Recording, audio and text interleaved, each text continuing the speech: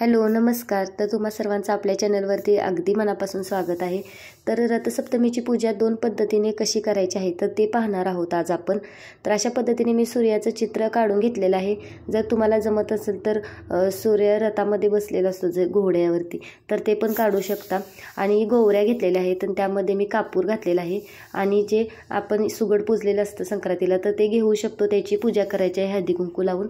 आणि ते आपल्याला पेटवून त्यावरती आपल्याला दूध अर्ध ते सुगड आहे ते भरून ठेवायचं आहे.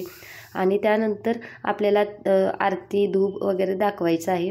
आणि नैवेद्य दाखवायचं नाही, कारण जे हे दूध उतू जातं तर तो सूर्याला नैवेद्य असतो. तर फूल वगैरे व्हायचं आहे अशा पद्धतीने. आणि ही आपण साधी सोपी या पद्धतीने पूजा करू शकतो. आणि ही अंगणामध्ये किंवा टेरेसवरती ही पूजा आपण करू शकतो. आणि तुमच्याकडे जर जागा असेल तर अशा पद्धतीने पूजा करू शकतोच. पण जर आपण फ्लॅट सिस्टीममध्ये किंवा सिटीमध्ये राहत असेल तर अशा पद्धतीने पूजा नाही करता येत किंवा साहित्य अवेलेबल गोवऱ्या वगैरे अवेलेबल होत नाहीत. तर त्यावेळी काय करायचं आहे तर आपण ही पूजा घरामध्ये पण आपण करू शकतो. तर ती कशी करायची आहे तर ते पाहणार आहोत. आज सर्वात आधी पाट घ्यायचं आणि त्यावरती आपल्याला तांदूळ पसरून घ्यायचे आहेत अशा पद्धतीने. किंवा सूर्याचं चित्र काढायचं आहे. जर तुम्ही तांदळानं काढू शकता किंवा तुम्ही रांगोळीने पण सूर्य काढू शकता. दोन्हीतलं कोणत्याही पद्धतीने आपण करू शकतो. तर लाल वस्त्र घ्यायचं आहे आणि त्यावरती अशा पद्धतीने सूर्याचं चित्र काढून घ्यायचं आहे.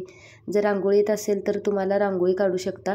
आणि त्यानंतर आपल्याला इथे प्रसाद धूप दीप सर्व दाखवायचं आहे. फुलं व्हायचे आहेत, हळदी कुंकू व्हायचं आहे. आणि अशा पद्धतीने आपण घरामध्ये साधी सोपी पूजा करू शकतो.